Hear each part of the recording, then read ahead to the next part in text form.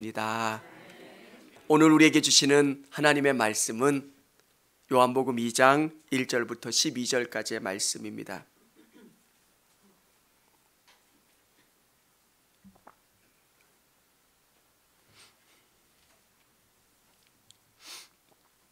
(1절부터) (12절까지의) 말씀, 제가 한 절, 우리 성도님들이 한 절 읽도록 하겠습니다. 사흘째 되던 날 갈릴리 가나에 혼례가 있어 예수님의 어머니도 거기 계시고 포도주가 떨어진지라 예수의 어머니가 예수에게 이르되 저들에게 포도주가 없다 하니 예수께서 이르시되 여자여 나와 무슨 상관이 있나이까 내 때가 아직 이르지 아니하였나이다. 그의 어머니가 하인들에게 이르되 너에게 무슨 말씀을 하시든지 그대로 하라 하니라. 거기에 유대인이 정결 예식을 따라 두세 통 드는 동 항아리 6을 놓은지라. 예수께서 그들에게 이르시되 항아리에 물을 채우라 하신즉 아귀까지 채우니 이제는 떠서 연회장으로 갖다 주라 하심에 갖다 주었더니 연회장은 물로 된 포도주를 맛보고도 어디서 났는지 알지 못하되 물 떠온 하인들은 알더라. 연회장이 신랑을 불러 말하되 사람마다 먼저 좋은 포도주를 내고 취한 후에 낮은 것을 내거늘 그대는 지금까지 좋은 포도주를 주었다가 하니라. 예수께서 이 첫 표적을 갈릴리 가나에서 행하여 그의 영광을 나타내심에 제자들이 그를 믿으니라. 그 후에 예수께서 그 어머니와 형제들과 제자들과 함께 가버나움으로 내려가셨으나 거기에서 여러 날 계시지 아니하시니라. 아멘. 할렐루야. 현장에 또 영상으로 예배드리는 우리 성도님들을 주님의 이름으로 축복합니다. TV에만 봤던 유명인을 길거리에서 보거나 음식점에서 보면 제가 어떤 느낌을 받냐면 참 평범하다. 제가 유명한 연예인을 식당에서 봤는데요, 너무 평범한 거예요. 그러니까 어느 정도로 평범하냐면 여기 계신 남자 권사님 같아요. 어디 저분이 비슷하게 생겼다라고 느끼다가 조금 더 자세히 보면 그 사람이 맞는 거예요. TV에서 볼 때는 너무 멋져요. 얼굴이 피부도 너무 좋고요. 근데 남자 연예인들 자세히 보면 얼굴이 이 피부가 너무 안 이뻐요. 화장을 하고 남자 연예인 같은 경우는 잘 안 지우기도 하고 뭐 그렇잖아요. 또 운동하고 그러다 보니까 얼굴도 시커멓고 얼굴에 검은 것도 많고, 야 진짜 평범하다. 우리 동네 아저씨라고 해도 믿을 만큼 그만큼 평범해요. 저는 그 생각을 하면서 예수님 생각을 한번 해봤어요. 예수님이 하나님의 아들이시라고 할 때 사람들의 반응은 어땠을까? 우리 옆집에 있는 아저씨 같은 느낌인데 하나님의 아들이시라. 그것도 유대인들이 그 이야기를 들었을 때 느끼는 반응. 이 사람 이상한 사람 아니야? 사랑하는 성도 여러분, 신앙은 예수님이 어떤 분이신가부터 시작돼요. 예수님이 어떤 분입니까? 예수님을 어떻게 바라보느냐에 따라 우리의 삶은 달라져요. 예수님이 어떤 분입니까? 베드로가 고백했던 것처럼 주는 그리스도요 살아계신 하나님의 아들이십니다. 예수님은 하나님이시고 구원자시고 내 모든 문제를 해결해 줄 수 있는 하나님이십니다. 그게 믿어지고 고백되는 분, 그게 신앙의 첫발입니다. 그리고 그 믿음은 하나님이 주셔야 돼요. 여러분, 그게 쉬운 건 아니에요. 오늘 예수님께서 보여주신 이 기적을 통해서 예수님이 어떤 분이신가를 우리에게 보여주시는 거예요. 사람들이 너무 평범하니까 이 사람 선생이야? 아니면 똑똑한 열심히 있는 종교 지도자인가? 이렇게 생각할 때 예수님은 나는 그런 사람 아니다. 나는 하나님이고 이 땅 가운데 모든 것을 바꿀 수 있는 너희의 구원자 참 메시아, 하나님이 보내주신 참 구원자야. 이것을 우리에게 보여주시고 경험케 해주시는 것. 여러분, 성경은 수많은 예수님의 행적 중에서 일부를 뽑아서 기록한 거예요. 왜 요한이 가나의 혼인잔치를 기록했을까? 우리가 읽지 않았지만 그 다음에 일어나는 두 번째 사건인 성전 정화 사건을 왜 기록했을까? 예수님이 어떤 분이시냐는 거예요. 오늘 이 예배 가운데 또 성탄을 기다리는 우리의 마음 가운데 예수님이 어떤 분이신가를 올바로 깨닫는 저와 우리 성도님들이 다 되실 수 있기를 원합니다. 첫 번째는 하나님의 뜻에 온전히 순종하셨습니다. 예수님은 하나님의 뜻에 온전히 순종하셨습니다. 이 혼인잔치에 예수님이 방문을 하셨습니다. 제자들을 부르신 다음에 사흘 정도가 된 겁니다. 그리고 그 제자들과 함께 혼인잔치에 방문한 거예요. 신앙생활을 어떻게 해야 됩니까? 잔치집처럼 하면 돼요. 예수 만났고 예수님과 함께하는 게 너무 기쁜 사람.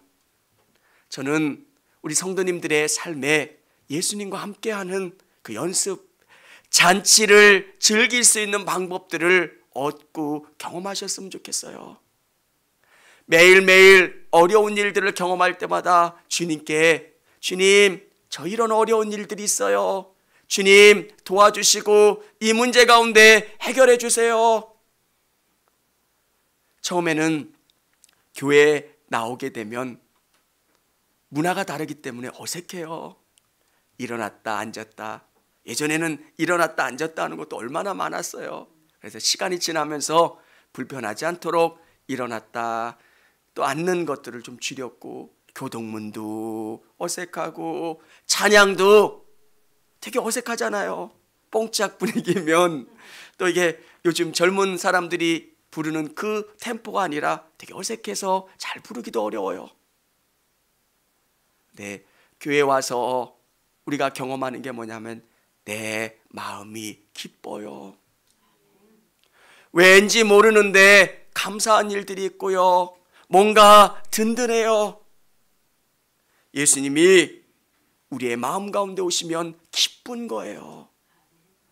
그건 현상이고요. 진짜 그분을 만나면 여러분의 삶이 놀랍게 바뀌는 줄을 믿으시기를 바랍니다. 신앙은 여러분의 삶을 바꿔가요. 우리의 눈이 이 땅이 전부인 것 같고 이것 가운데 정말 아둥바둥 살아가지만 하나님이 계신다는 게, 하나님이 나를 돌봐주시고 하나님이 나를 지켜주신다는 게 얼마나 든든하고 기쁜지 몰라요. 믿음은 잔치입니다. 믿음 생활은 아주 잔치같이 너무 기쁘고 행복한 거예요. 오늘 가나 혼인잔치처럼 여러분의 인생이 기쁨이, 행복이, 하나님의 복이 충만하기를 원합니다. 오늘 이 혼인잔치에 아주 중요한 사건이 일어납니다. 포도주가 없다는 거예요. 아주 중요한 음식인 이 포도주. 유대인들은 이 포도주를 물처럼 지금 우리가 생각하는 커피처럼 그렇게 마셔요. 그래서 이 포도주가 없다는 것은 이 결혼식을 아주 잘 마칠 수 없게 되는 중요한 문제예요. 예수님께서 이 문제 가운데 또 이 어머니는 이 문제를 가지고 예수님께 나옵니다. 포도주가 없습니다. 그때 4절에 보면 이렇게 이야기합니다. 예수께서 이르시되 여자여 나와 무슨 상관이 있나이까? 내 때가 아직 이르지 아니하였나이다. 예수님은 어머니에게 여자여 이렇게 이야기합니다. 왜 반말하실까? 왜 이렇게 버릇 없으실까? 저는 이 말씀을 묵상하다가 아주 초신자 때는 그런 생각을 했어요. 왜 예수님이 이렇게 반응하시는 거지? 근데 이 말씀은 어떤 말씀이냐면, 어머니, 나는 이제 하나님이 주신 이 사명대로 살아가는 사람이에요. 어머니가 길러주셨던 아들 예수가 아니라 하나님이 보내주신 메시아로, 구원자로 그 일을 감당하는 사람이에요. 이제 인간적인 일을 하는 사람이 아니라 하나님의 일을 감당하는 사람이기 때문에 어머니와 나는 상관이 없습니다. 더 큰 하나님의 뜻을 쫓아 나가기를 원합니다.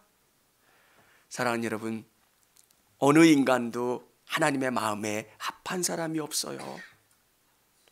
우리가 예수님을 존경하는 이유, 예수님을 구원자로 고백할 수 있는 것은 하나님의 마음에 100% 합한 사람이기 때문에 그래요. 그리고 그분은 하나님이시고 완전한 인간이신 거예요. 모든 인간이 하나님의 뜻에 벗어났어요. 죄라는 게 하나님의 뜻에서부터 벗어났잖아요. 그런데 예수님은 그 일을 온전히 순종하신 분, 아버지가 무엇을 원하시는지 알고 그분과 하나가 된 분, 그분이 예수님이에요. 성부 하나님, 성자 하나님, 성령 하나님, 그 세 분의 하나님은 한 분의 하나님이세요. 그 하나님이 인간의 몸을 입고 이 땅에 오신 분이시기 때문에 하나님의 뜻에 온전히 순종할 수 있고 그 뜻을 알 수 있는 분, 그분이 예수님이라는 거예요. 사랑하는 여러분, 예수님을 통해서만 우리가 구원을 받을 수 있는 이유가 예수님만이 하나님이시고요, 예수님만이 하나님의 뜻을 온전히 알고 순종할 수 있는 분이기 때문에 그래요. 저는 모든 사람이 구원받았으면 너무 좋겠어요. 목사이면서도 복음을 증거하는 사람으로서 이 사람은 천국까지 안 왔으면 좋겠다, 이런 마음이 아니에요. 다 구원받았으면 좋겠어요. 어떻게 연결되니까 우리 이의순 성도님하고 저희 처외삼촌하고 같은 동료셨더라고요. 교장하시고. 근데 처외삼촌, 큰 외삼촌이 돌아가실 때 저는 마음이 너무 아픈 거예요. 외삼촌이 구원받지 못하면 어떻게 할까? 그래서 어떻게든지 병원에 가서 예수님을 증거하고 싶었어요. 다른 거 없었어요. 예수님을 알았으면 좋겠다. 저 외삼촌이 교장 선생님도 지내셔서 되게 무서웠어요. 저는 목사인데도 무서운 거예요. 제가 처음 인사를 갔을 때 무릎 꿇고 이렇게 인사를 드렸는데, 목회자도 말을 많이 하지만 또 교장 선생님도 말이 참 많으세요. 무릎 꿇고 1시간 반 동안 얘기하는데 다리가 얼마나 저린지 너무너무 힘들고. 놀라운 거는 그 시간이 지난 다음에 어떻게 됐냐면 우리 외삼촌이 조금씩 바뀌어가고 변화되는 거예요. 사랑하는 여러분, 모든 사람이 구원받았으면 좋겠어요. 근데 구원받을 수 있는 유일한 길은 예수님이에요. 예수님을 통해서만 하나님께로 갈 수 있는 것. 너무 마음 아프고 안 됐지만 예수님 말씀하신 그 길은 한 가지밖에 없어요.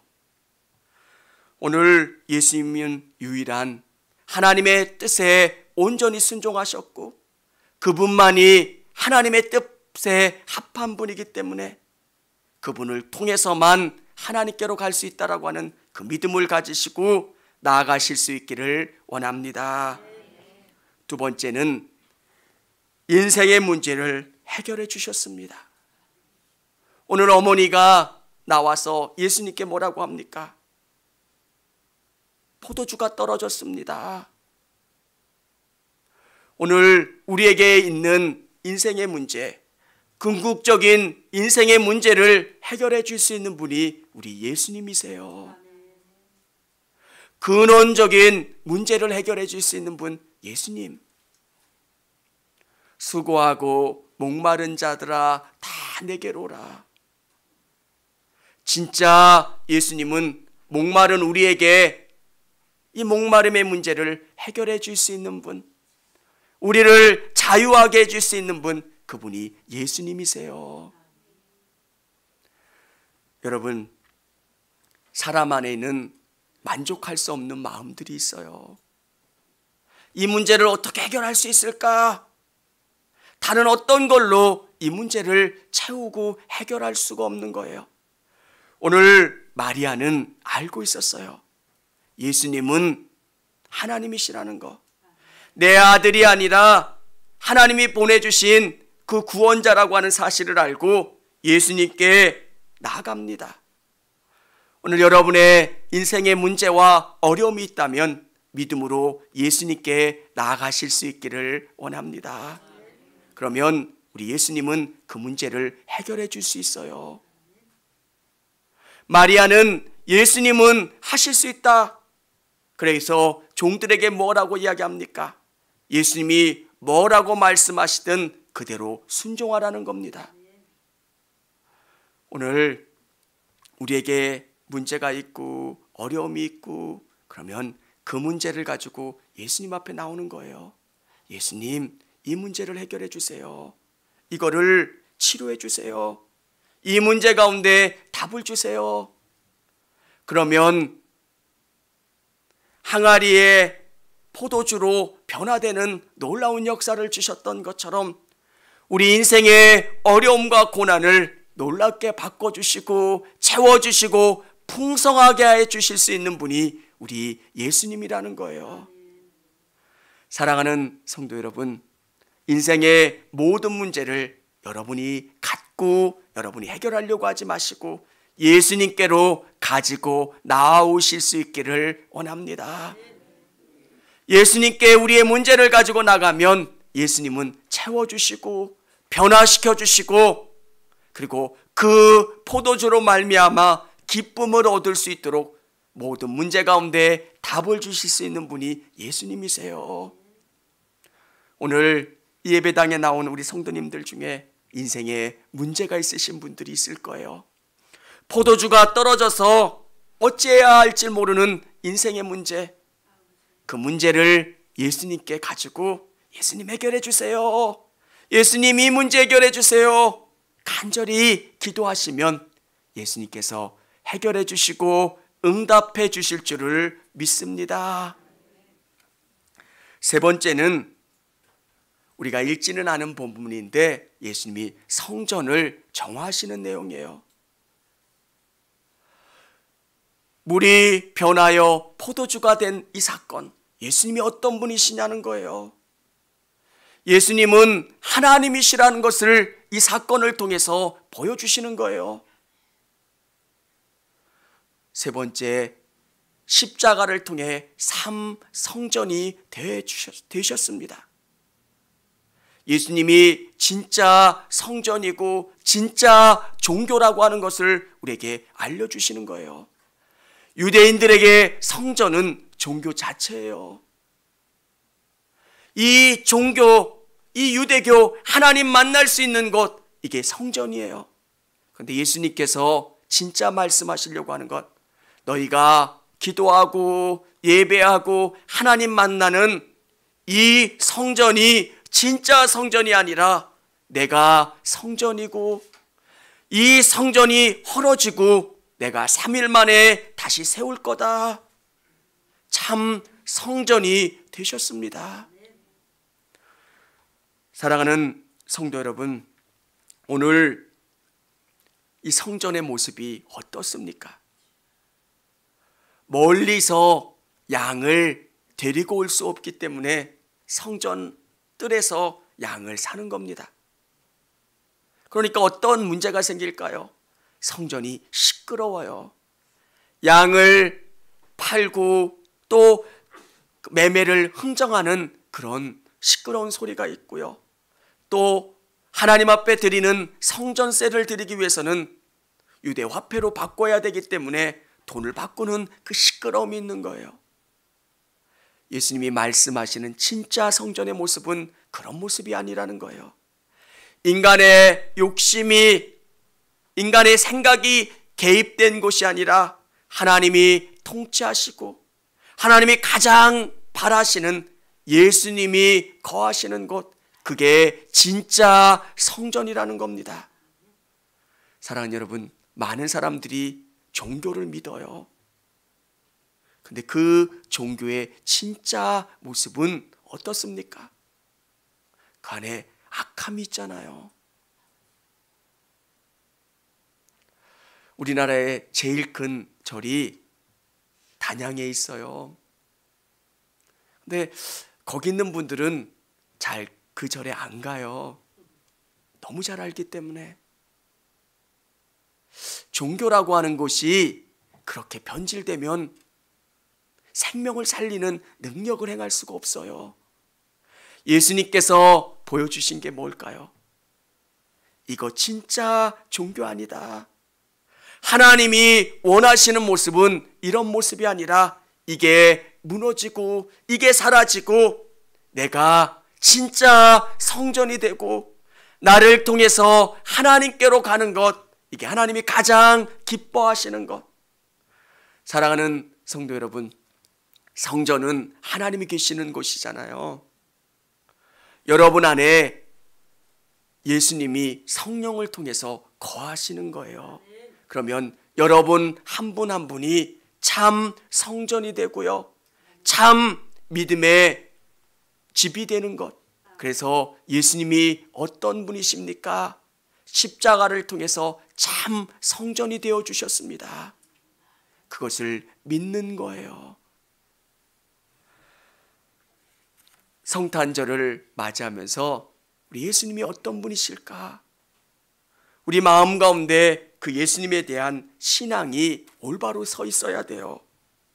예수님은 하나님의 뜻에 온전히 순종하셨어요. 그분이 곧 하나님의 뜻, 하나님의 바람을 향해 나가셨던 분. 그리고 예수님 앞에 나아가면 우리 인생의 모든 문제를 해결해 주시고 응답해 주시는 분. 그리고 예수님은 참 성전이 되어 주신 분. 그래서 이 성탄절은 어떤 의미입니까? 예수님, 저의 삶에 다시 오세요. 예수님이 아니면 나는 살아갈 수 없습니다. 그래서 예수님을 기다리고 소망하고 바라는 절기, 그게 성탄이에요. 오늘 우리 마음속에 정말 예수님이 어떤 분이신가? 그 예수님을 깊이 묵상하고 또 예수님을 사랑할 수 있는, 기대할 수 있는 저와 우리 성도님들이 다 되실 수 있기를 바랍니다. 같이 찬양하겠습니다.